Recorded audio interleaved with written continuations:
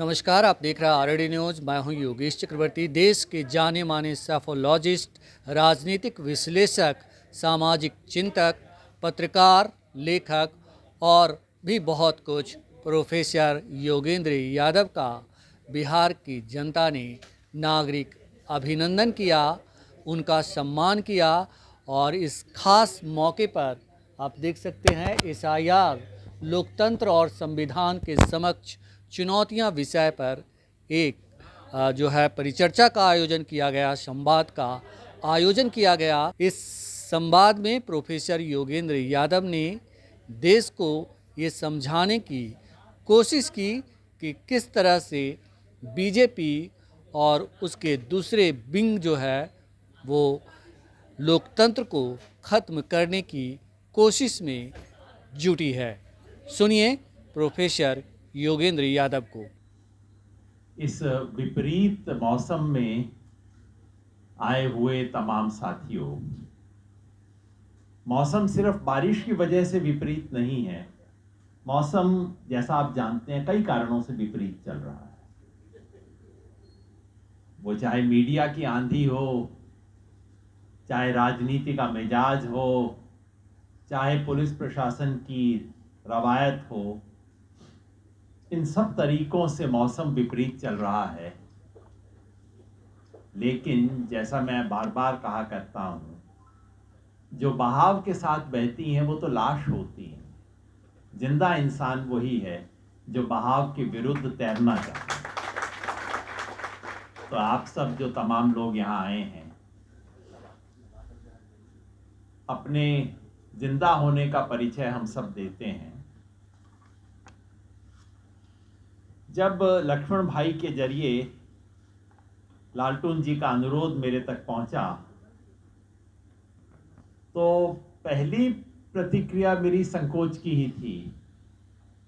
और संकोच के एक नहीं, कई कारण हैं। और मैं कम से कम 4 कारण बताऊं कि मेरा सम्मान क्यों नहीं होना चाहिए। पहला तो ये कि मुझे लगता है कि जिस इंसान का सम्मान होना शुरू हो जाए, समझ लीजिए कि मतलब उसका काम वाम अब खत्म हो गया है। बेचारा रिटायरमेंट के नज़दीक है। और मैं अभी नहीं मानता कि मैं रिटायरमेंट के नज़दीक हूँ, कम से कम सार्वजनिक जीवन में। तो इसलिए मुझे लगा कि ना, अभी तो सम्मान ग्रहण करने की उम्र नहीं आई, अभी तो थोड़ा और बाल सफ़ेद हो ले, तब शायद ये स्थिति आए। ज़्यादा गंभीरता से कहूँ तो मुझे ये भी लगा कि दरअसल सार्वजनिक जीवन में हमेशा ऐसा होता है कि काम बहुत लोग करते हैं और नाम और चेहरा किसी एक का आ जाता है, जो बहुत अजीब सी चीज़ होती है। सुप्रीम कोर्ट का आपने जिक्र किया। सुप्रीम कोर्ट में जो बहस हुई, इस सवाल पे जो अभी लड़ाई जारी है, उसका आपने जिक्र किया। सच बात यह है कि वो एक बहुत बड़ी टीम का काम है। कहना चाहिए कि उसमें सुप्रीम कोर्ट के बहुत नामी गुरामी वकील, जिनमें से मेरे विचार से किसी ने अभी एक पैसा भी नहीं मांगा है, चाहे वो कपिल सिब्बल हों, अभिषेक मनु सिंघवी हों, प्रशांत भूषण हों, शादान फरासत हों, वृंदा ग्रोवर हों, और गोपाल शंकर नारायण हों। ये सब बहुत नामी गिरामी वकील हैं। न जाने एक के पेरेंट्स का कितना पैसा चार्ज करते होंगे, मुझे तो पता नहीं। कम से कम मेरी तो हैसियत के बाहर है वो सब मामला। लेकिन इन सब लोगों ने, इनके साथ जुड़ी हुई तमाम युवा वकीलों की टीम ने, और ये भी मैं कहना चाहूँगा कि बिहार की जो राजनीतिक दल हैं, उनकी जो डेटा टीम है, बहुत शानदार काम उन लोगों ने किया है।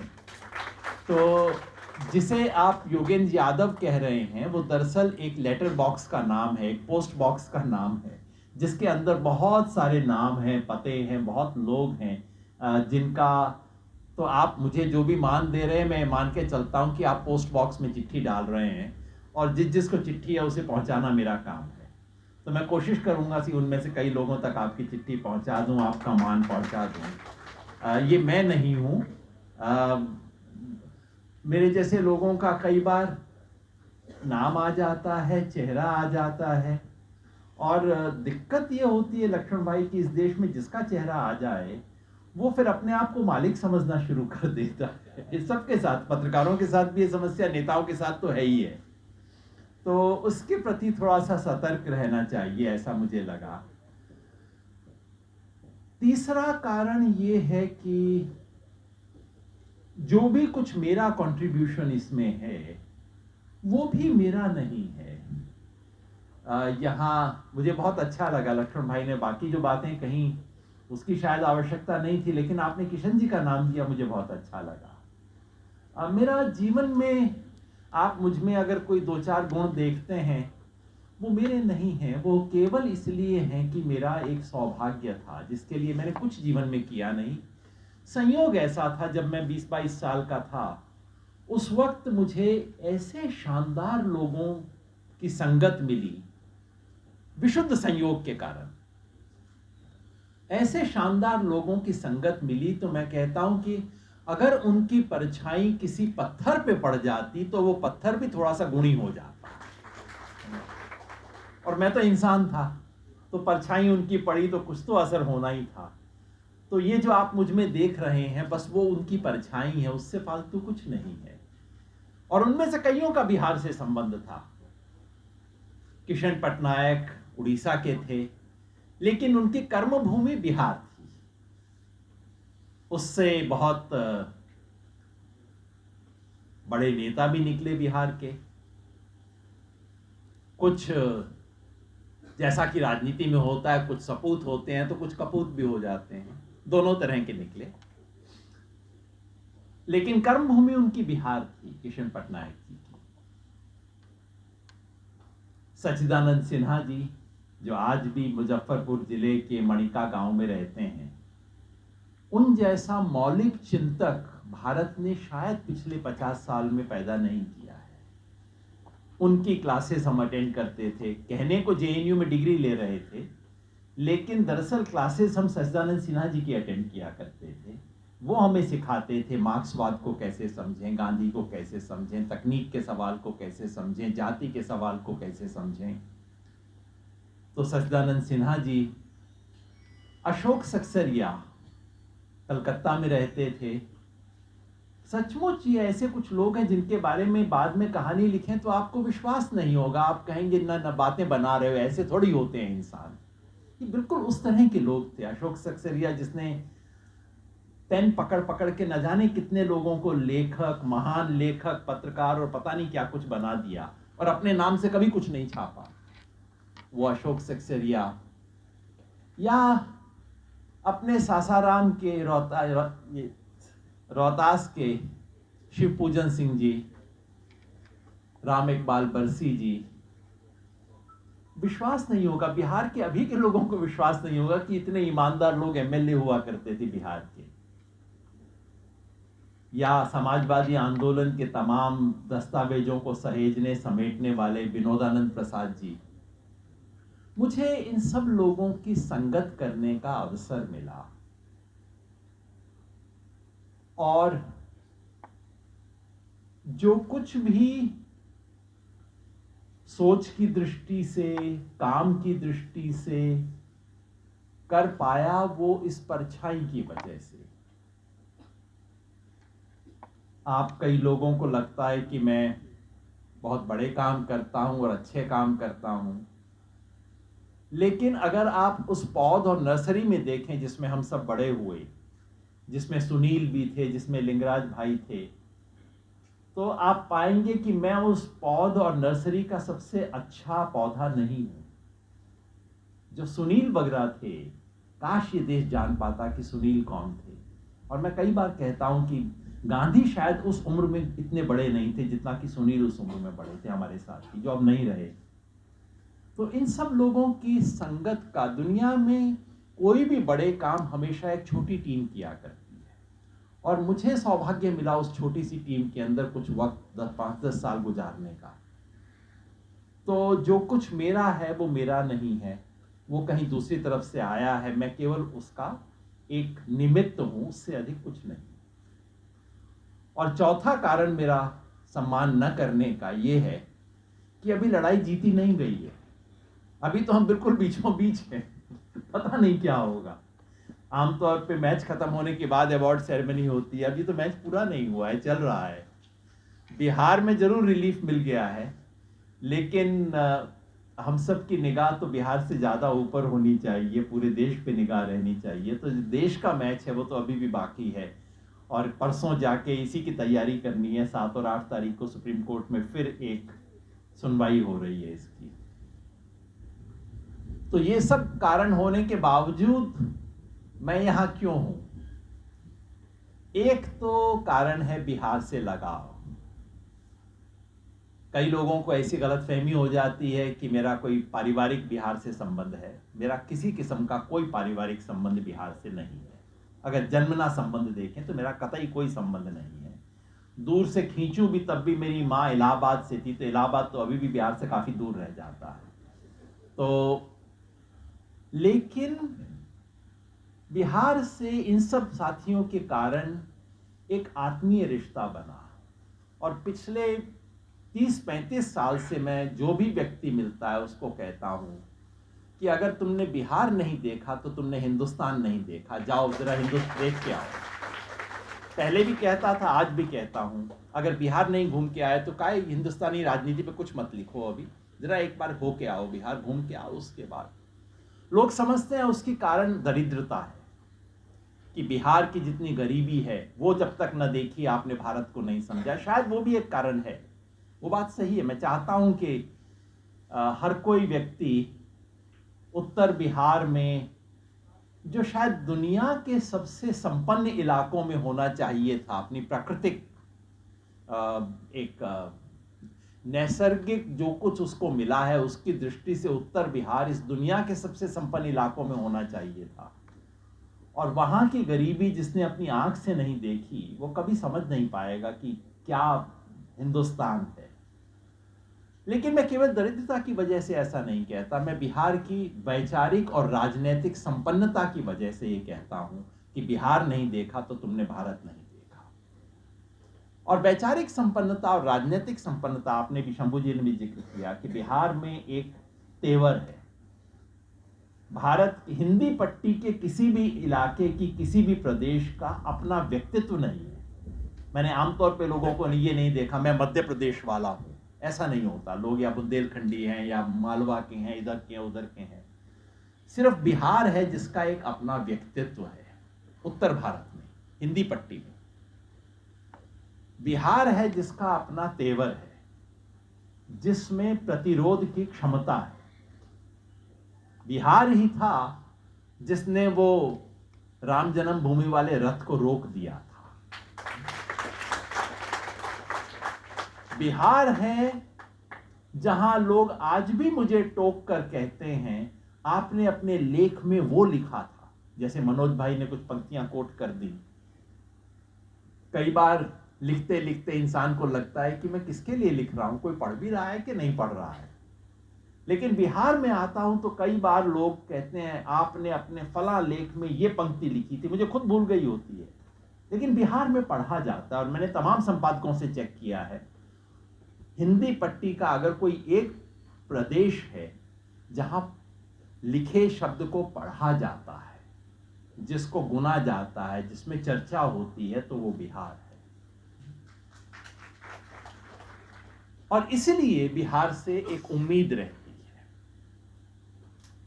तो मैं यहां हूं सिर्फ इसलिए नहीं कि संयोग से बिहार में SIR शुरू हुआ, सिर्फ इस उम्मीद के साथ नहीं कि बिहार में इसका प्रतिरोध होगा, बल्कि इसलिए भी कि बिहार पूरे देश में जो लोकतंत्र की हत्या करने का प्रयास चल रहा है उसके प्रतिरोध की शुरुआत बिहार से होगी। इस उम्मीद से मैं यहां पे आया हूं, इस उम्मीद से यहां बोल रहा हूं। जैसा लक्ष्मण भाई ने कहा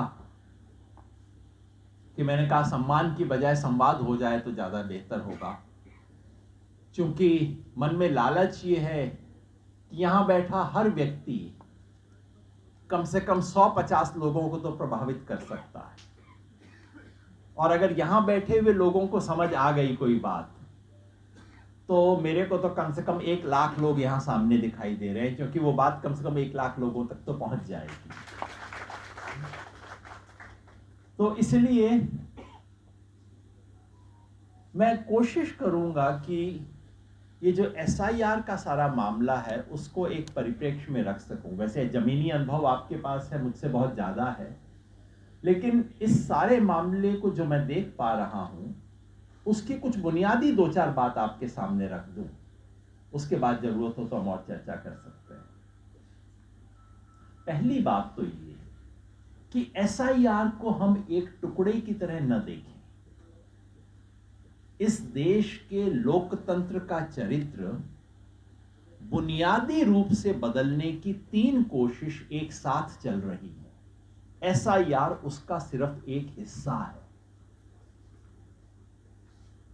2024 में जब बीजेपी को यह समझ आ गया कि बाबा साहेब के संविधान पे आप सामने के दरवाजे से हमला नहीं कर सकते, और अगर करेंगे तो हाथ जलेंगे, ये तो आप ऐसा मामला है, अगर ये पंगा लेंगे तो मामला गड़बड़ा जाएगा।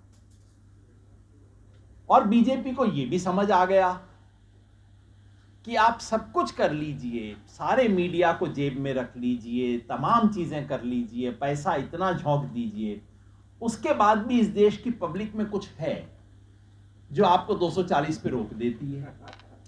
सब कुछ क्या नहीं किया, हर किस्म का इंतजाम 2024 में इन लोगों ने कर लिया था।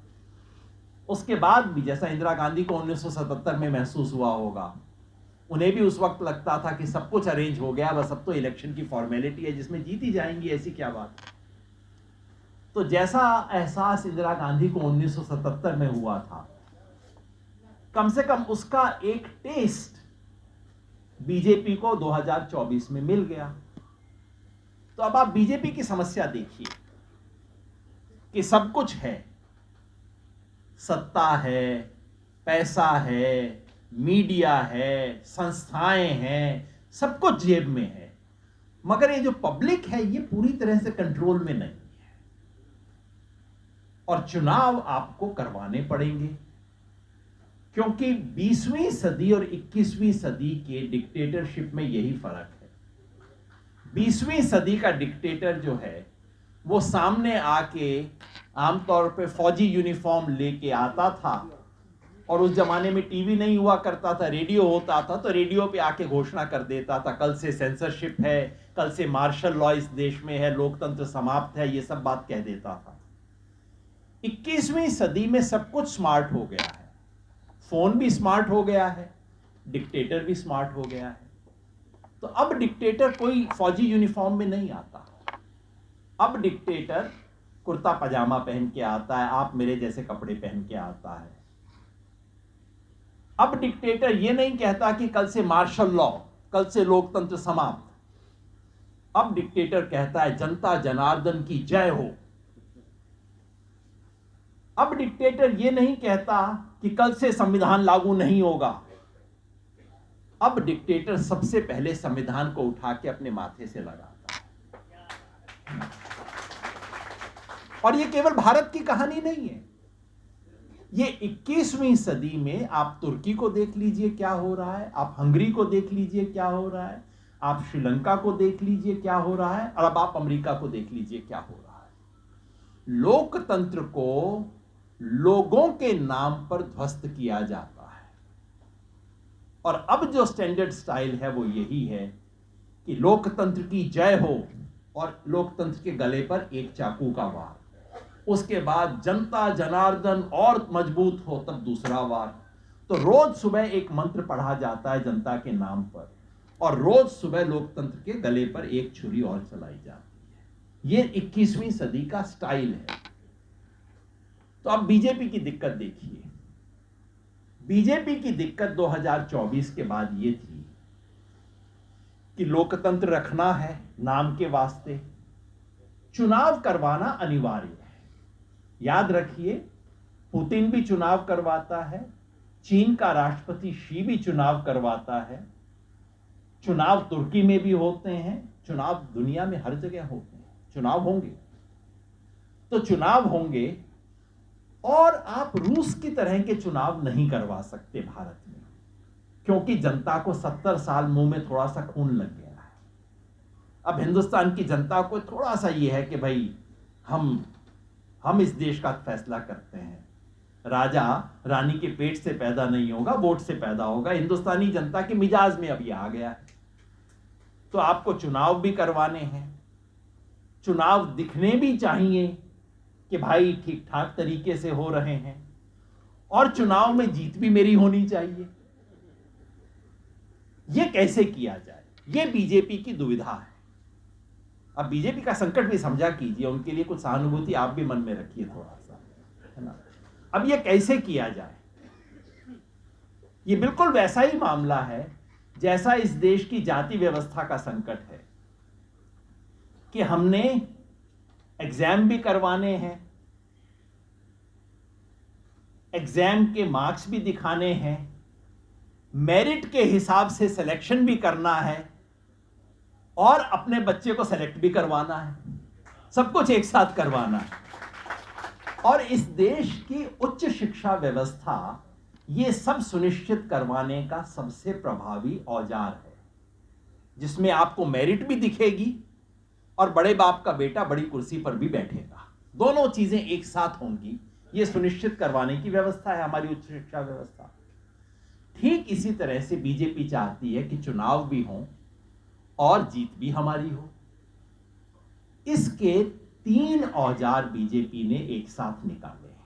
जिन 3 चीजों को हम टुकड़े टुकड़े में देखते हैं, दरअसल वो टुकड़े नहीं है, ये 3 चीजों को आप जोड़ के देखेंगे तब आप समझेंगे कि इस देश में एक स्थायी व्यवस्था की जा रही है, जिससे चुनाव होंगे भी और बीजेपी की जीत लगभग सुनिश्चित रहा करेगी। वो 3 चीज क्या हैं?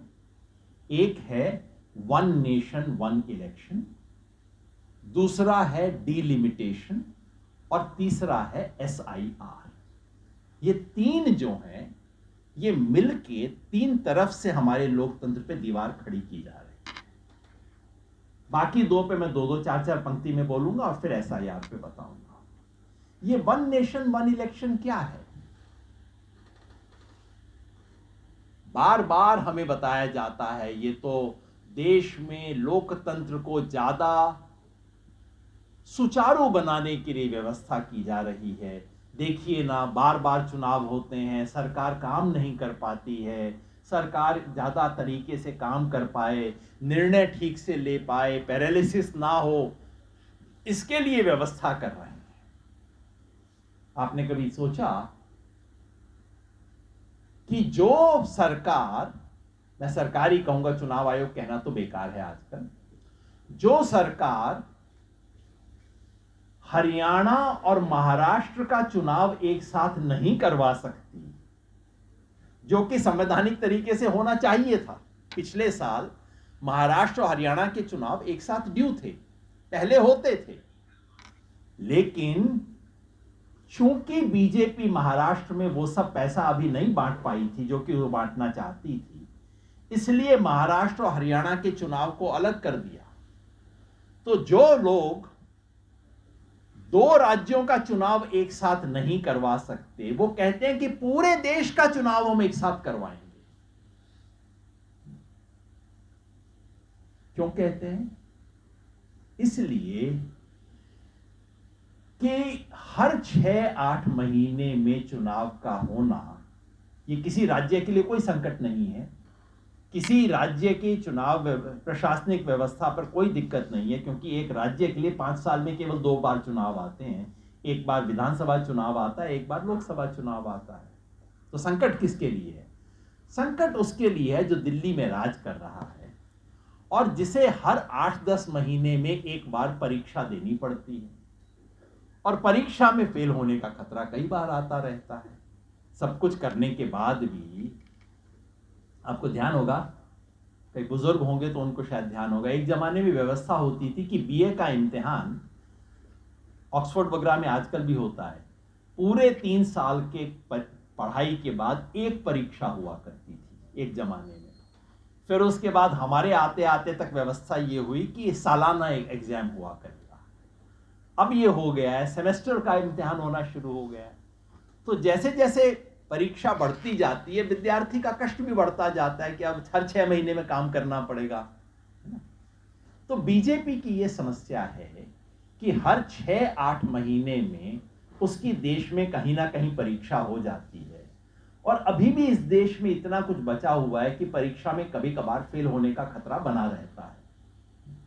और इस देश में एक छत्र राज करने की जो है इच्छा, और चूंकि बार बार परीक्षा होती रहती है तो बार बार आपको कुछ ना कुछ करना पड़ता है। अब महिलाओं को 10,000 रुपए देना ही पड़ गया बिहार के अंदर, है ना।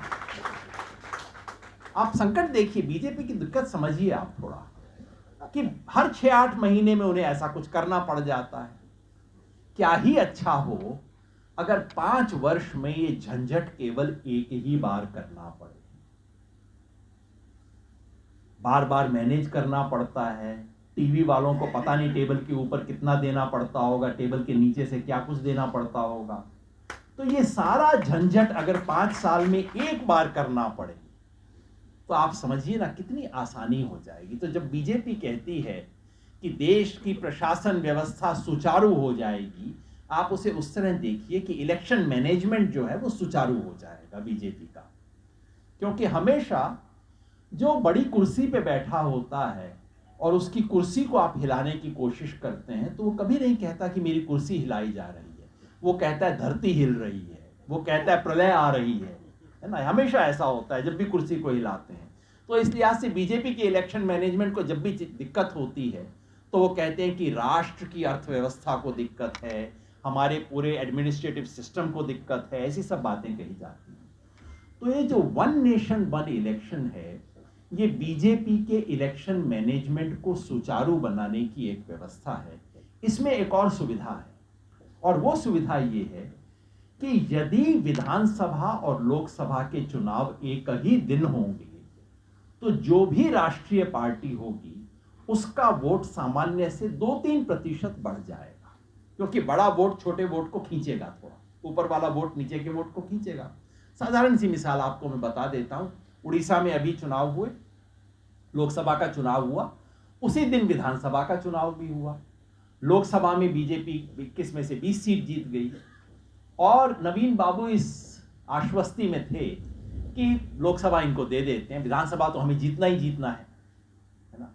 और वहां बीजेपी बिल्कुल किनारे पर जीत गई, जिसकी किसी को उम्मीद नहीं थी, खुद बीजेपी को उम्मीद नहीं थी।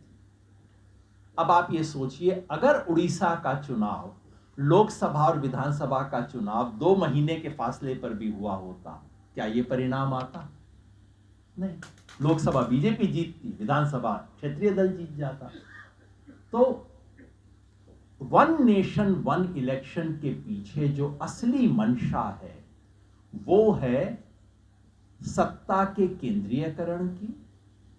राष्ट्रीय दल यानी कि भारतीय जनता पार्टी को परमानेंट एडवांटेज रहे। अब कोई उठ के खड़ा होकर कहेगा नहीं नहीं, ऐसा भी इस देश में हुआ है कि एक ही दिन चुनाव हुआ, लोकसभा में एक पार्टी जीती, दूसरे विधानसभा में दूसरी पार्टी जीती। मैं जानता हूं ऐसा होता है, मगर चुनाव का खेल अब क्विंटल और किलो वाला नहीं है, ये रत्ती माशा तोला वाला खेल है कि आपने 0.5% वोट इधर से उधर हो गया क्या, 1.5% वोट उधर हुआ क्या, और ये हमेशा हुआ करेगा। वन नेशन वन इलेक्शन का खेल ये है कि बीजेपी को देश में चुनाव जीतने में जिस किस्म की अड़चनें आती हैं वो अड़चनें पहले से थोड़ी कम हो जाएंगी, और जो चुनाव का मैदान है वो 1-1.5 डिग्री बीजेपी की तरफ झुक जाएगा। और जैसा कि आप जानते हैं 1-1.5 डिग्री से बहुत कुछ पानी की ढलान बन जाती है। तो ये है मामला। दूसरा है डिलिमिटेशन। ये डिलिमिटेशन का चक्कर क्या है? बीजेपी आपको कहेगी कि ये तो देखिए लोकतांत्रिकरण है, जहां पे जनसंख्या ज़्यादा है वहां ज़्यादा सीट बढ़ेंगी।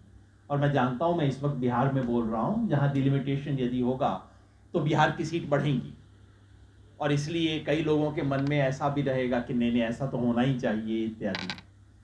लेकिन भारत के इतिहास के जिस मोड़ पर डिलिमिटेशन की चर्चा चल रही है, यानी कि जनसंख्या के अनुपात में राज्यों की सीटों को बदलने की चर्चा चल रही है, उसका केवल एक ही परिणाम होगा, और वो परिणाम ये होगा, आप यूं देख लीजिए किन किन राज्यों की सीटें घटेंगी। मैं राज्यों के नाम गिनाता जाता हूं और आप उस राज्य की राजनीतिक स्थिति के बारे में सोचते जाइए। केरला की सीट 20 से घट के 12 हो जाएंगी। तमिलनाडु की सीट 39 से घट के 31 हो जाएंगी। आंध्र प्रदेश की सीट 25 से घट के 20 हो जाएंगी। तेलंगाना की सीट 16 से या 17 से घट के 13 हो जाएंगी। 3 सीट उड़ीसा की कम होंगी, 4 सीट बंगाल की कम होंगी, 1 सीट पंजाब की कम होगी। अब आप मुझे बताइए, इन सब 2 सीट कर्नाटका की कम होगी। अब आप सोचिए इसका राजनीतिक असर क्या होगा, किसे फायदा किसे नुकसान होगा। मोटा खेल ये है इस वक्त कि डिलिमिटेशन इसलिए नहीं किया जा रहा कि देश में लोकतांत्रिक तरीके से सभी सीटों का बंटवारा हो। यह इसलिए किया जा रहा है कि जिन इलाकों में बीजेपी के जीतने की संभावना ज्यादा है उन राज्यों की सीटें बढ़ जाएंगी। स्वाभाविक है बीजेपी को अगले 25, 30, 40 साल तक जो पलड़ा है वो बीजेपी के पक्ष में झुक जाएगा। मैं नहीं कह रहा कि गारंटी है कि बीजेपी हमेशा मध्य प्रदेश जीतेगी, हमेशा राजस्थान जीतेगी, नहीं, लेकिन फिर मैं कह रहा हूं रत्ती माशा वाला खेल है। पलड़ा परमानेंटली थोड़ा सा बीजेपी की तरफ, थोड़ा सा नहीं काफी कुछ झुक जाएगा। इसका एक दूसरा भी पक्ष है जिसके बारे में अभी चर्चा नहीं करनी कि राष्ट्रीय एकता के लिए इसका क्या परिणाम होगा। जो दक्षिण और उत्तर का जो समीकरण है वो क्या हो सकता है, इसके बारे में किसी और दिन मौका देंगे तो मैं बोलूंगा।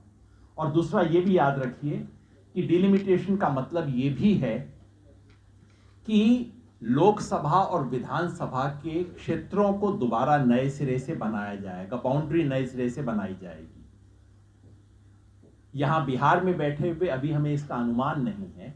मैं चाहता हूं कि कोई असम का व्यक्ति आके आपको समझाए कि क्या खेल हुआ है। पहली बार भारत के इतिहास में डिलिमिटेशन का इस्तेमाल उस खेल के लिए किया जा रहा है जो कि अमेरिका में खेला जाता है। अमेरिका में उस खेल का नाम है, उसे अमेरिका में कहा जाता है जेरीमेंडरिंग। खेल ये है कि अगर मुझे पता है कि मुझे फलां इलाके में मेरी पार्टी हारेगी और हारती ही है, फलां समुदाय मेरे लिए वोट नहीं देता, तो मैं क्या करूंगा, मेरी पार्टी जहां 1 लाख से हारती थी वहां 4 लाख से भी हार जाए तो क्या फर्क पड़ता है। तो मैं उस समुदाय के सब लोगों को उठा के एक तरफ डाल दूंगा, एक कॉन्स्टिट्यूएंसी में, कहूंगा बेटा 1 लाख की बजाय तुम 5 लाख से जीत जाओ। इसका परिणाम क्या होगा, बाकी पड़ोस की 4 कॉन्स्टिट्यूएंसी से उस समुदाय के लोग कम हो जाएंगे। तो एक सीट जहां मैं 1 लाख से हारता था 4 लाख से हार जाऊंगा। पड़ोस की 4 सीटों में जहां 2 मैं जीतता था 2 हारता था, वहां 4 जीतने की गारंटी हो जाएगी। इसको बोलते हैं जेरीमेंडरिंग। अमेरिका में होती थी, भारत में कभी नहीं हुई है, असम में पहली बार हो चुकी है।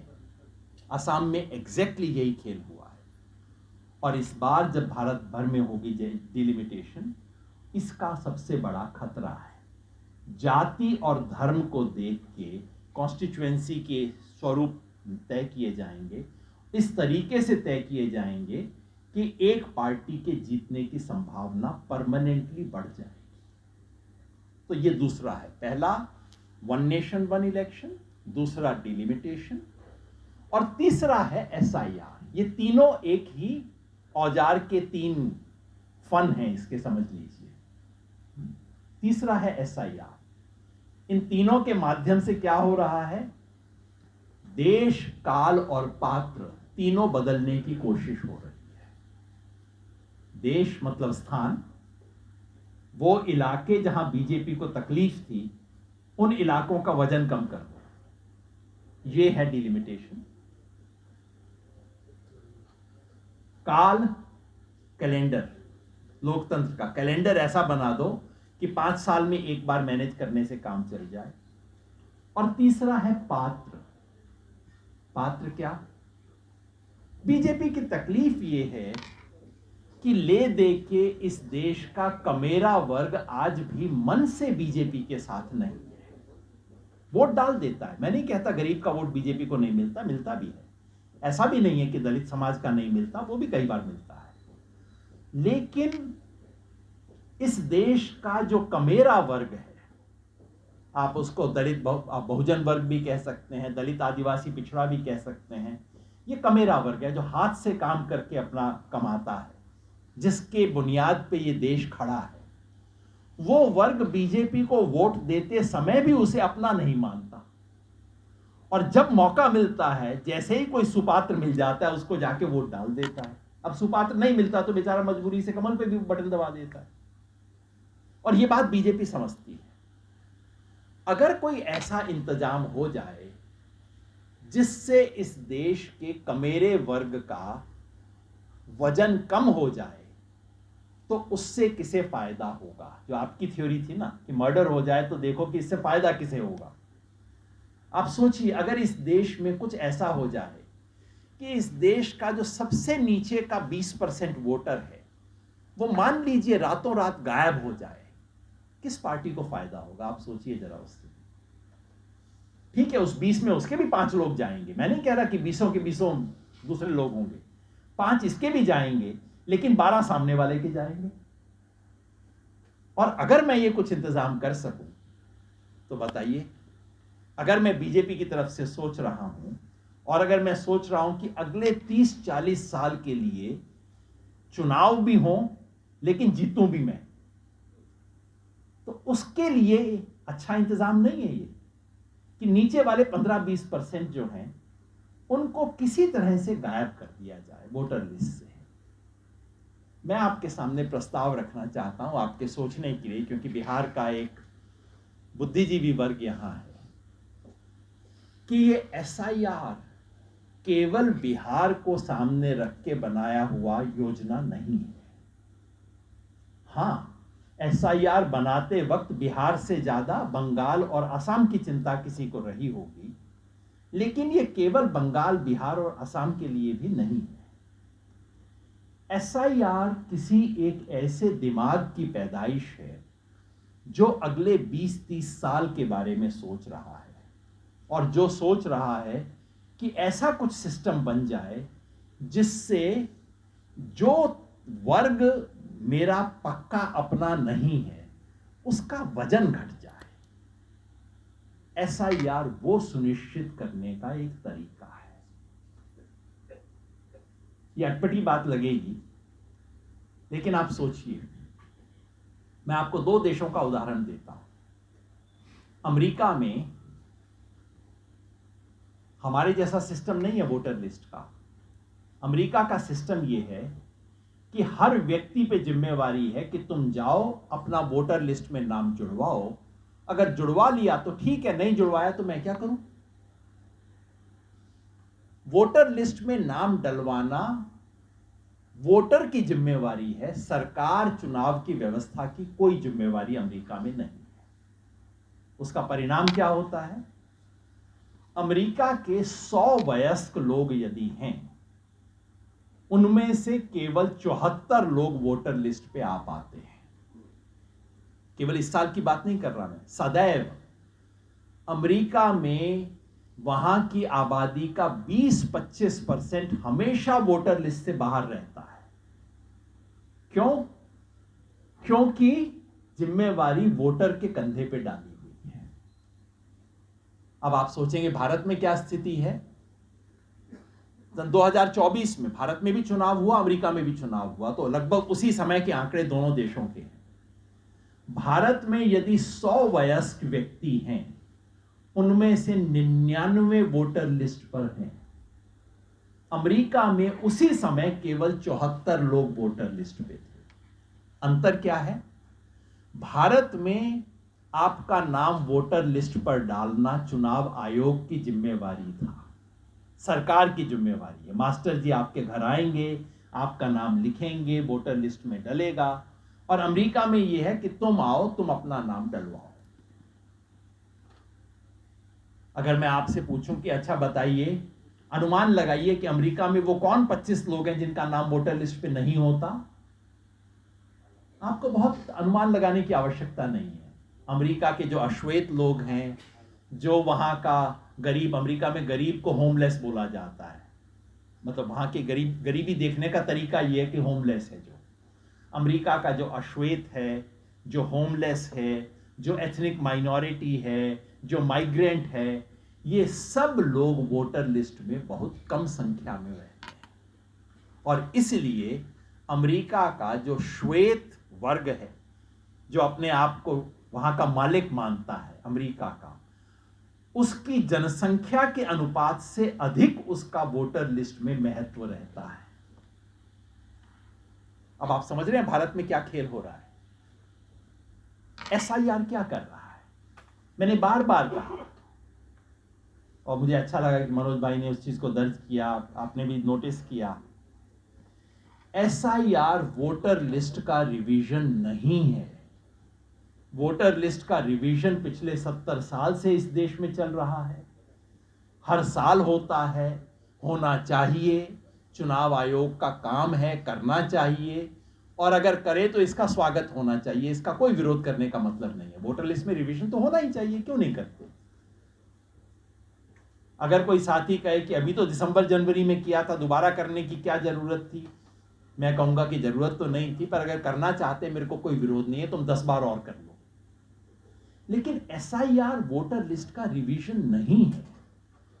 एसआईआर भारत में वोट देने के अधिकार के नियमों का रिवीजन है। भारत में वोट देने का अधिकार किसे मिलेगा और किन शर्तों पे मिलेगा, उसे बदला जा रहा है।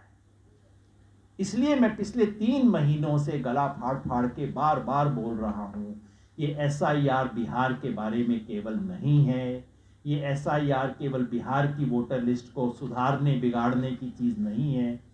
ये देश में वयस्क सार्वभौम वयस्क मताधिकार, यूनिवर्सल एडल्ट फ्रेंचाइज, उसको बदलने की कोशिश है। उसकी जो यूनिवर्सैलिटी है हमारे देश में, जैसा आपने कहा, एक ही अधिकार है जो व्यक्ति के पास है, बाकी सब अधिकार तो कागज के हैं। बस एक ही अधिकार है कि वो 5 साल में एक बार अपनी उंगली पे रंग लगवा सकते हैं, कहीं पे जाके हम वो बटन दबा सकते हैं। उस एक अधिकार को छीनने की कोशिश है। और कैसे? एसआईआर में कुछ ऐसी चीजें हो रही हैं जो कि आज तक इस देश में कभी नहीं हुई। मैं इसलिए चाहता हूं कि यहां बैठा हुआ जो जागरूक वर्ग है, वो जाके गांव गांव में, मोहल्ले में, आगे जाके ओपिनियन मेकर्स को आके बात समझा सके। सरकार कहती है, चुनाव आयोग कहता है, बीजेपी कहती है। आजकल इन तीनों में अंतर कुछ खत्म सा हो गया है। जैसा आपने बताया, सवाल चुनाव आयोग से पूछा जाता है, जवाब बीजेपी देती है। चुनाव आयोग वो काम कर रहा है जो कि गृह मंत्रालय को करना चाहिए। तो चुनाव आयोग, सरकार, बीजेपी, तीनों कुछ एक ही है। तो मेरे से बातचीत में यदि मेरी जुबान फिसल जाए तो आप माफ कीजिएगा, क्योंकि तीनों लगभग एक ही जैसे दिखाई देते हैं। तो चुनाव आयोग कहता है हम बिहार में केवल वो कर रहे हैं जो कि 2003 में ऑलरेडी हुआ था। 2003 में गहन पुनरीक्षण हुआ था, हम 22 साल बाद उसी प्रक्रिया को दोबारा चला रहे हैं। ये सरासर झूठ है। यहां बहुत लोग होंगे ऐसे, यहां कितने लोग होंगे जो 2003 में वोटर थे? जरा हाथ खड़ा करके बताइए। इस हॉल की मेजॉरिटी है जो कि थी। क्या 2003 में आपको कहा गया था कि ये एन्यूमरेशन फॉर्म है, भर दीजिए, और नहीं भरा तो वोटर लिस्ट से नाम कट जाएगा? नहीं कहा गया था ना। क्या 2003 में आप सबसे पूछा गया था कि भारत के नागरिक होने के प्रमाण पत्र लेके आइए? सही। तो ये सरासर झूठ है कि चुनाव आयोग की एक पुरानी प्रक्रिया थी जो कि पिछली बार 2003 में हुई थी, जिसको चुनाव आयोग दोबारा शुरू कर रहा है क्योंकि वोटर लिस्ट को ठीक करने की जरूरत थी। ये कतई झूठ है। सच ये है कि भारत के इतिहास में पहली बार 2 चीज की जा रही है और उसके साथ जुड़ी कुछ और। नंबर 1, आज तक भारत में वोटर लिस्ट पर आपका नाम डालना सरकार का काम था, चुनाव आयोग का काम था। पहले एन्यूमरेटर कहा जाता था, पिछले 10-15 साल से बीएलओ कहा जा रहा है। वो आपके घर आता था और वो बैठ के नाम लिखता था, घर का मुखिया नाम बता देता था, और कभी कभार घर के मुखिया के सिग्नेचर भी उस पर ले लिए जाते थे। लेकिन एन्यूमरेटर का जिम्मेवारी थी कि हर घर जाएगा, उसकी लिस्ट बनाएगा, उसको शामिल करेगा, और अगर उसमें कोई चूक होती थी तो एन्यूमरेटर का दोष था जिसपे उसको सजा मिलती थी।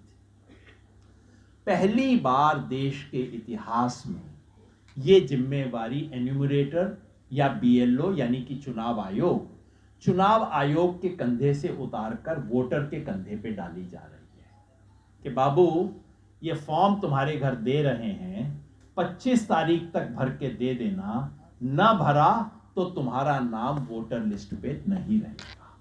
ऐसा इस देश में कभी नहीं हुआ है आज तक। यानी कि ओनस जो है वो ट्रांसफर कर दिया गया है। और मैंने आपको अमेरिका का उदाहरण ऑलरेडी दे दिया है। एग्जैक्टली यही करने से अमेरिका में 25% लोग वोटर लिस्ट से बाहर हो जाते हैं। अब आप कहेंगे कि बिहार में तो केवल 8% ही बाहर हुए, 20%, 25% तो नहीं हुए। और वो क्यों नहीं हुए, उसका कारण आप सब जानते हैं।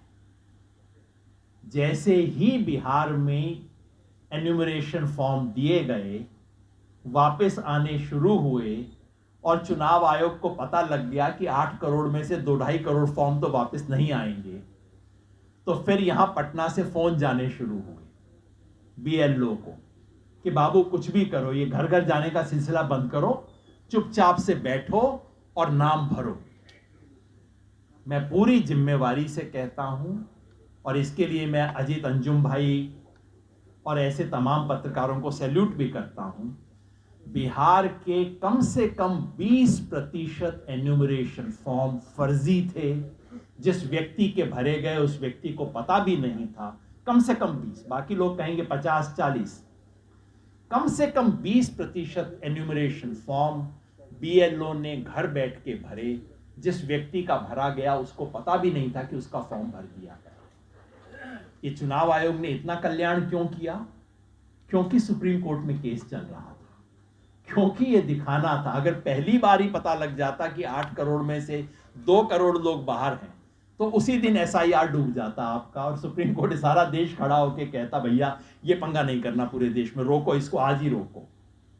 तो चुनाव आयोग ने सर के बल खड़े होके फर्जीवाड़ा करते हुए इस संख्या को ऐसा पहुंचाया कि केवल 65 लाख कटे। केवल 65 लाख मैं इसलिए कह रहा हूं, वैसे 65 लाख केवल नहीं होता है, लेकिन 2 करोड़ के करीब कटने वाले थे अगर ये सिंपल कह देते कि जिसका फॉर्म नहीं आएगा उसका वोट लिस्ट में नाम नहीं होगा। कम से कम 2 करोड़ लोग बिहार के फॉर्म देने वाले नहीं थे। इसलिए नहीं कि वो मतदाता नहीं बनना चाहते, इसलिए कि जैसा आपने बताया, बच्चे पंजाब में गए हुए हैं, अकेली औरत वहां पे बैठी है, वो खुद भी वहां पे नहीं है, पता नहीं लगा कौन जाए, नदी पार करके वहां से सर्टिफिकेट डॉक्यूमेंट लाना पड़ेगा, कैसे करेंगे सामान। जब भी, और ये आप गांठ बांध लीजिए, जब भी आप वोटर लिस्ट पे होने की जिम्मेवारी वोटर के कंधे पे डालेंगे, कम से कम 15-20% लोग वोटर लिस्ट से गायब हो जाएंगे। बिहार में एग्जैक्टली ये होने वाला था, लेकिन चुनाव आयोग ने सुप्रीम कोर्ट में अच्छा आंकड़ा दिखाने की गर्ज से बीएलओ से फर्जीवाड़ा करवाया, और इसलिए केवल 65 लाख हुए। पहला ये काम है जो देश के इतिहास में आज तक कभी नहीं हुआ। जब जब ये जहां जहां जाएगा वहां वहां इसका नुकसान, इससे वोट कटेंगे, और वोट कटने का, जिन लोगों का वोट कटेगा, आपको कोई षड्यंत्र करने की जरूरत नहीं है, कोई बेईमानी करने की जरूरत नहीं है। हमेशा गरीब, आप्रवासी, महिला और मजदूर, ये लोगों का वोट ही कटेगा। इसमें आपको कोई बेईमानी करने की जरूरत ही नहीं है। कुछ बेईमानियां होती हैं जहां आप नाम देख देख के नाम काटते हैं, और कुछ इतनी सुंदर बेईमानियां होती हैं जिसमें आपको कुछ नहीं करना, आंख मूंद के कर लीजिए और आपको पता है कि इसका ये परिणाम निकलेगा। ये वो वाली बेईमानी है, स्ट्रक्चरल वो है इसका इफेक्ट। दूसरी चीज जो की गई वो ये कि हर व्यक्ति से दस्तावेज मांगा गया, कागज दिखाओ। ऐसा इस देश के इतिहास में कभी नहीं हुआ है। सन 1950 से जब से इस देश में चुनाव की प्रक्रिया शुरू हुई, जब चुनाव आयोग वगैरह बने, तब से नियम ये है कि यदि मैं बिहार के किसी गांव में गया, एक व्यक्ति मुझे वहां पे मिला, एक महिला वहां मिली, मैं मान के चलता हूं कि वो भारत की नागरिक है। अगर किसी ने उसके विरुद्ध प्रमाण दिया कि नहीं भारत की, नेपाल की नागरिक है, ये तो ऑब्जेक्शन हुआ, प्रमाण दिया, तब मैं उसके कागज मांगूंगा, तब उसकी जांच करूंगा। अन्यथा मैं मान के चलूंगा कि भारत में निवास करने वाला हर व्यक्ति भारत का नागरिक है। यह इस देश का सामान्य नियम है। और यदि ये नियम न होता तो इस देश में करोड़ों लोगों का वोट पता नहीं कब से कट चुका होता। देखिए, इस देश में नागरिकता प्रमाण पत्र नामक कोई चीज नहीं। जिस व्यवस्था ने 70 वर्ष तक लोगों को ऐसा कोई कागज दिया नहीं हो, वही व्यवस्था पलट के आज पूछती है कि तुम्हारे पास कागज क्यों नहीं है। अरे आपने नहीं दिए, उसका सिंपल कारण ये है। आप मेरे से पूछ रहे हो कि तुम्हारे पास कागज क्यों नहीं है, आपने नहीं दिए इसलिए नहीं है मेरे पास। अगर इस देश में कागज मांगे जाते तो आराम से 10-20 करोड़ लोगों का वोट कट चुका होता। इस देश में अंतिम व्यक्ति को वोट देने का अधिकार इसीलिए रहा क्योंकि प्रिजम्पशन ये था, प्रिजम्पशन ऑफ सिटीजनशिप टेक्निकली इसको कहते हैं, कि हम मान के चलते थे कि आप नागरिक हैं। अगर आपके विरुद्ध कोई सबूत आया तो बात अलग है। एसआईआर ने इस अवधारणा को ठीक सर के बल खड़ा कर दिया है। अब मेरी धारणा यह है कि मैं आपके घर आया, शंभू जी को देखा, कहा बाबू मुझे नहीं पता तुम भारत के हो कि बांग्लादेश के हो कि पाकिस्तानी हो कि नेपाली हो, तुम बताओ तुम कैसे हो। पहली बार इस देश के 70 साल के चुनावी इतिहास में, 75 साल के इतिहास में वोटर को कहा जा रहा है कि आप कागज के आधार पर प्रमाणित कीजिए कि आप भारत के नागरिक हैं, अन्यथा मैं मान के चलूंगा कि आप नहीं हैं। यह बहुत बड़ा कदम है। इसलिए मैं कहता हूं यह वोटर लिस्ट का रिवीजन नहीं है, यह वोटिंग राइट की अवधारणा का रिवीजन है। और रिवीजन नहीं है, सर के बल खड़ा कर दिया इस पूरी अवधारणा को। सिर्फ इतना ही नहीं, कौन से कागज मांगूंगा उसकी सूची भी रातों रात बदल दी गई है। अब तक चुनाव आयोग के पास एक सूची थी कागजों की। आप सोचेंगे जब मांगते ही नहीं थे तो सूची की क्या जरूरत थी चुनाव आयोग को। वो इसलिए थी कि अगर आप अपना नाम कभी बीच रास्ते में जुड़वाना चाहें तो फॉर्म 6 और फॉर्म 7 के जरिए हो जाता था। ये इसके लिए चुनाव आयोग के पास ऑलरेडी एक सूची थी कौन कौन से दस्तावेज मान्य होंगे। चुनाव आयोग ने ऑलरेडी 12 दस्तावेज अपने वेबसाइट पर दिए हुए थे। चुनाव आयोग के फॉर्म में 12 दस्तावेजों का जिक्र हुआ करता था। रातों रात उन 12 में से 9 दस्तावेज चुनाव आयोग ने खारिज कर दिए और 8 नए दस्तावेज लेके आ गए। रातों रात ये बदलाव हुआ, इसका आज तक कोई कारण नहीं दिया गया है। और बदलाव ये हुआ है कि जो दस्तावेज जनता के पास उपलब्ध थे उन्हें लिस्ट से निकाल दिया गया और जो दस्तावेज जनता के पास उपलब्ध नहीं थे उनको लिस्ट में डाल दिया गया। सोचिए क्या मानसिकता होगी इसके पीछे। केवल 3 दस्तावेज हैं जो पुरानी लिस्ट में भी थे, नई लिस्ट में भी हैं। वो है पासपोर्ट, बहुत कम लोगों के पास होता है। बर्थ सर्टिफिकेट, बहुत कम लोगों के पास होता है। तीसरा मैट्रिकुलेशन का सर्टिफिकेट। ये 3 पिछली लिस्ट में भी थे, अब भी माने गए। लेकिन पुरानी लिस्ट में कुछ और दस्तावेज हुआ करते थे।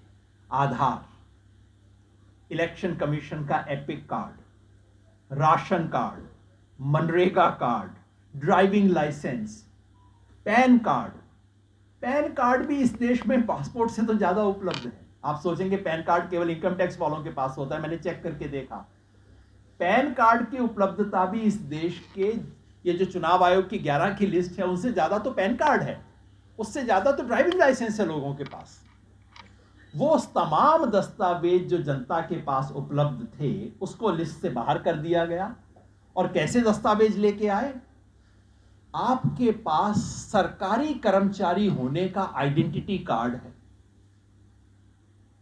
आपके पास बैंक या एलआईसी की पासबुक हो जो कि 1987 के पहले की हो, लिखा हुआ है। मैं मन से, मैं आप हंसी हंसी की बात है, लेकिन देखिए कैसा कुत्सित दिमाग हो जो इस तरह की चीजों को इजाद कर रहा है। 1987 से पहले की बैंक की कौन रखता? अगर किसी के पास होगी तो कौन रखता है भाई उसको?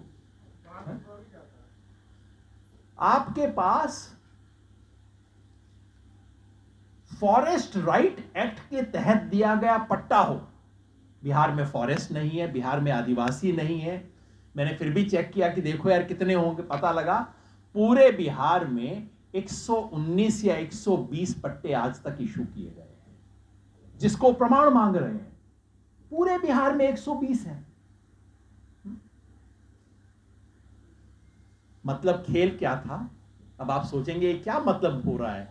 जो चीजें लोगों के पास हैं वो मानेंगे नहीं, जो नहीं है वो मांगेंगे। क्यों? ताकि मनमानी की जा सके, ताकि ईआरओ तय कर सके कि किसका वोट बनेगा और किसका कटेगा। अगर मैं ऐसे दस्तावेज मांगूं जो मुझे पता है आप सबके पास नहीं है, और मुझे अपने विवेक के आधार पर फिर फैसला करना पड़ेगा आप में से किसका मांगूं या किसका न मानूं, तो अब आप समझिए जब एसडीएम साहब का विवेक चलेगा तो विवेक किसकी तरफ चलेगा? वो एसडीएम का विवेक नहीं होगा, वो सत्ताधारी पार्टी का विवेक होगा। तो पहला हिस्सा जो था वो स्ट्रक्चरल डिसएनफ्रेंचाइजमेंट का था, जिसमें आप पूरी ईमानदारी से गरीब, आप्रवासी, हाशियाग्रस्त समूहों को बाहर कर सकते हो। दूसरा हिस्सा जो था वो मनमर्जी और आर्बिट्रेरीनेस का था, कि शक्ल से देखेंगे, नाम अगर आपका नाम देखा जाएगा, आपकी जाति देखी जाएगी, उसके आधार पर फैसला किया जाएगा कि आपके कागजात अच्छे हैं कि नहीं। ये दूसरा था। ऐसा भारत के इतिहास में कभी नहीं हुआ। ये दो चीजें पहले कभी नहीं हुई थी। तो अब आप पूछेंगे कि भाई जब ये सब कुछ हुआ तो बिहार में और ज्यादा लोगों का नाम क्यों नहीं कटा? 65 लाख का तो पहले में कट गया था। जब दस्तावेजों की जांच हुई तो 65 लाख जो है वो घट के 47 कैसे हो गए? 65 का तो बढ़ के ज्यादा होना चाहिए था। बिल्कुल सही बात है। अगर चुनाव आयोग ने जो शर्तें रखी थीं उन शर्तों का अक्षरतः पालन किया जाता तो 65 लाख के अलावा बिहार के 2 करोड़ और लोगों का वोट कटना तय था। फिर क्यों नहीं कटा? क्योंकि मामला सुप्रीम कोर्ट में है, क्योंकि हर हफ्ते हियरिंग हो रही है, क्योंकि चुनाव आयोग के वकील से पूछा जा रहा था कि ये क्या हुआ, 65 लाख काट दिया आपने, और कितने काटोगे? और वकील कोर्ट में कह रहा था सर आप वेट कीजिए, आप देखिए तो सही में एक भी और नहीं काटेंगे। ये कोर्ट में चल रहा था, वहां पे जमीन पे कार्यवाही हो रही है और उनका वकील कोर्ट में कह रहा है सर आप देखिए हम एक और भी नहीं काटेंगे। मतलब उसी चुनाव आयोग ने मौखिक आदेश दिए, जो कि आप जानते हैं, सब जमीन पे किसी भी बीएलओ से चेक कर लीजिएगा, सब बीएलओ को आदेश दिया गया कि भैया आप और मत काटो। अब दस्तावेज भी चाहिए और काटना भी नहीं है तो क्या करे बेचारा बीएलओ? उसको कहा गया चिंता मत करो, अगर किसी व्यक्ति का नाम खुद 2003 में है तो उसको छूट पहले ही दे दी थी, अगर किसी के माँ पिता का नाम भी 2003 की लिस्ट में है उसको भी छूट दे दो, लिखा हुआ नहीं है कहीं पे भी है लेकिन दे दी छूट। फिर बीएलओ ने फोन किया सर अभी भी 250 लोग बच गए हैं मेरे बूथ के अंदर जिनका कुछ नहीं मिल रहा। फिर उनको कहा गया कि माँ बाप का छोड़ो, चाचा, ताऊ, नाना, ससुर, सास, कोई भी रिश्तेदार अगर उसका 2003 में मिलता है तो उसको छूट दे दो। आप सब जानते हैं गांव में यही हुआ है। इसका जिक्र कहीं कागज में नहीं है, एसआईआर के आदेश में कहीं नहीं लिखा, और बिहार के बाद किसी भी और राज्य में छूट मिलेगी इसके कोई प्रमाण नहीं है। ये क्यों किया गया? ताकि सुप्रीम कोर्ट में दिखाया जा सके कि भाई देखिए हमने और नहीं काटे। और उसके बाद जो था सुप्रीम कोर्ट का आधार वाला जजमेंट आ गया। आधार के जजमेंट का यही फायदा हुआ, बाकी आधार पे सारी बहस हो गई और एक बार तो ऐसा लगता था एसआईआर का केस केवल आधार का केस बन गया है, जो कि नहीं बनना चाहिए था। पर उसका महत्व यही था कि आधार एक दस्तावेज था जो कि हर व्यक्ति के पास है। सो सुप्रीम कोर्ट के आधार वाले फैसले ने यह सुनिश्चित कर दिया कि कम से कम बिहार में दस्तावेजों की कमी के नाते एक बड़ी संख्या में लोगों का वोट नहीं कट सकता। इसके लिए हमें सुप्रीम कोर्ट का धन्यवाद करना चाहिए। उस एक आदेश से लाखों लोगों का वोट बच गया। लेकिन याद रखिए, अभी तक सुप्रीम कोर्ट ने यह नहीं कहा है कि यह आधार का जो जजमेंट है यह बाकी देश पर भी लागू होगा। अभी तक हम कुछ नहीं जानते हैं। और अभी 7 और 8 तारीख को हियरिंग होगी। क्या होगा, क्या आदेश होगा, उसके बारे में मैं कुछ बहुत कहना नहीं चाहता। कोर्ट कचहरी के बारे में बहुत ज़्यादा हम सार्वजनिक चर्चा करें, उसका फ़ायदा भी नहीं है। लेकिन कोर्ट कचहरी में क्या कुछ हो रहा है, आप भी अपनी आंख से देख रहे हैं, मैं भी अपनी आंख से देख रहा हूँ। जो भी व्यक्ति अखबार पढ़ता है, टीवी देखता है, वो जान रहा है कि कोर्ट कचहरी किस दबाव में आजकल काम कर रहे हैं। तो उसको आप ध्यान में रखिएगा जो कि आगे होता है। सो मैं ये चीज़ इसलिए केवल बताना चाह रहा था कि ये जो एसआईआर है ये एक बड़े डिजाइन का हिस्सा है। देश, काल और पात्र 2024 के चुनाव के बाद बीजेपी के सामने ये 3 समस्याएं थी और इन तीनों समस्याओं को सुलझाने के 3 तरीके निकाले गए हैं। देश यानी कि स्थान या क्षेत्र की समस्या, मतलब कुछ ऐसे इलाके जो बीजेपी के पक्ष में वोट उतना नहीं देते, उसका समाधान है डिलिमिटेशन।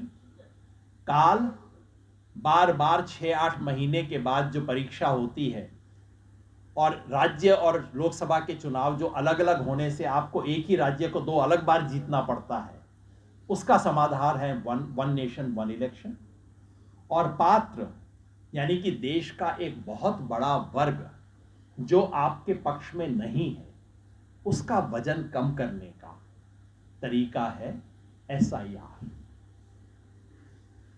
अगर इसमें कोई शक नहीं कि आज कम से कम बिहार के इस चुनाव के लिए एसआईआर की वोट बंदी पर लगाम लगी है और सुप्रीम कोर्ट को मैं धन्यवाद करता हूं।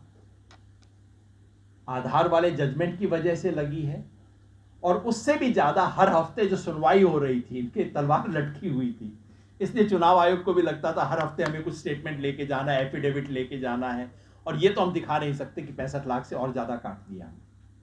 इस सब के चलते एक टेम्परेरी लगाम लगी है, लेकिन ये एसआईआर नामक मुसीबत अपने पूरे स्वरूप में देश में मौजूद है।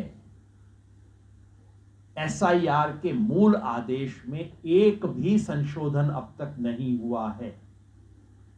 जब इस एसआईआर के और चुनाव आयोग और सरकार और बीजेपी तीनों इसका इंतजार कर रहे हैं कि एक बार सुप्रीम कोर्ट से गर्दन छूट जाए, उसके बाद एसआईआर का असली खेल आपको बंगाल में दिखाई देगा। असली खेल तभी बिहार में जो हुआ है तो अभी एकदम छोटी सी झलक है, और वो झलक भी मतलब वो रोशनदान भी आधा बंद ही हो गया था सुप्रीम कोर्ट की वजह से। असली खेल आपको बंगाल में दिखाई देगा, जो बीजेपी के लिए बहुत महत्वपूर्ण है और दीर्घ काल में पूरे देश में दिखाई देगा। तो मैं आपको फिर यही याद दिलाना चाहता हूं कि एसआईआर के विरुद्ध जो संघर्ष हुआ है, जिसमें मुझ जैसे लोगों को भी एक छोटी सी भूमिका अदा करने का मौका मिला है, लेकिन जैसा मैं क्रिकेट मैच के बारे में कहता हूं वही बात फिर दोहराऊंगा कि मैच टीम खेलती है, किसी को बैटिंग करने का मौका मिलता है, कोई विकेट कीपर होता है, किसी को थर्ड मैन पे फील्डिंग करने के लिए बोला जाता है। जो थर्ड मैन की फील्डिंग कर रहा होता है वो भी उतना ही महत्वपूर्ण होता है जो कि बॉलिंग करने वाला व्यक्ति है। तो केवल बॉलर और बैट्समैन के ऊपर अपना ध्यान न केंद्रित करें। मेरे जैसे लोगों को कई बार वो मौका मिल जाता है, जो थर्ड मैन पे फील्डिंग कर रहा है वो सबसे बड़ा काम कर रहा होता है। ये बहुत बड़ी जिम्मेवारी है जिम्मेवारी है केवल बिहार के लिए नहीं, जिम्मेवारी उस महिला के प्रति है। संतलिया देवी आपने बोला ना, संतलिया देवी और उसकी सहेली निर्मला देवी। मैं बार बार कहता हूं, आजकल इस देश में भारत माता की जय कहने का बड़ा फैशन चल गया है। मुझे कोई एतराज नहीं है उस नारे से, अच्छा ही लगता है। हमारे स्वतंत्रता आंदोलन का नारा था, और जिन लोगों ने स्वतंत्रता आंदोलन में एक बूंद खून नहीं बहाया, वो आजकल स्वतंत्र बड़ी बड़ी बातें करने लगे हैं। भारत माता की जय बहुत सुंदर नारा है, लेकिन याद रखिए कि वो भारत माता कैलेंडर वाली माता नहीं है, वो संतलिया देवी है, वो भारत माता। जब हम भारत माता की जय कहते हैं तो संतलिया देवी की जय कह रहे हैं। वो जो कि धान की रोपनी करते हुए लाइन से औरतें खड़ी होती हैं, कमर झुकी होती है, पता नहीं घर पे शाम को आके कैसा लेटती होगी वो जो लाइन में लगी हुई औरत है। मेरा बस चले तो मैं इन तमाम कैलेंडर से वो शेर वाली और झंडे वाली और सुंदर सी साड़ी वाली भारत माता की फोटो हटवा के ये धान की रोपनी करती हुई जो औरतों की पंक्ति होती है उसकी फोटो लगवा दूं और कहूं ये है भारत माता, इसकी जय करूं। SIR के विरुद्ध जो संघर्ष है वो भारत माता की जय करने का संघर्ष है, क्योंकि संतलिया देवी का वोट नहीं रहेगा अगर SIR होगा तो, क्योंकि इस देश का वयस्क मताधिकार समाप्त हो जाएगा अगर SIR रहा तो। इस देश की लोकतांत्रिक संस्थाओं पे तमाम तरह के हमले हो रहे हैं, खुले हमले भी हो रहे हैं, लेकिन सिर्फ खुले हमले नहीं हो रहे। सबसे बड़ा खेल होता है जब आप फर्श को थोड़ा सा टेढ़ा कर देते हैं, सारा पानी आपको पता है ढील की एक तरफ आएगा। ये SIR, one nation one election और डिलिमिटेशन, ये उस फर्श की ढलान को परमानेंटली चेंज करने के तरीके हैं। उसका सामना करना, उसका मुकाबला करना हम सबका कर्तव्य है, और उस लड़ाई में मेरे योगदान का बहाना बना के आप लोगों ने उन तमाम लोगों को याद किया जिन्होंने इसके अंदर अपनी भूमिका निभाई है, निभाएंगे। इसके लिए मैं धन्यवाद करना चाहता हूँ। लेकिन मैं मान के चलता हूँ कि आप यहाँ पे आए हैं तो सिर्फ किसी एक व्यक्ति या किसी टीम का धन्यवाद करने नहीं आए हैं। आपके यहाँ आने का मतलब एक संकल्प है, और वो संकल्प ये है कि जिस बिहार ने उस रथ यात्रा को आज से 35 साल पहले रोका था, वो बिहार, वो रथ यात्रा जो कि इस देश को तोड़ने वाली रथ यात्रा थी, उसको जिस बिहार ने रोका था, वही बिहार इस देश के लोकतंत्र को तोड़ने की ये जो नई यात्रा है, इस देश के वयस्क मताधिकार को खत्म करने की जो यात्रा है, उसे भी रोकने का माता यही बिहार को था। मैं मानता हूं कि आप सबका यहाँ आना हम सबका एक संकल्प है, सामूहिक संकल्प है कि हम सब मिलकर ये संघर्ष करेंगे। इसके लिए आप सबको साथ हुआ।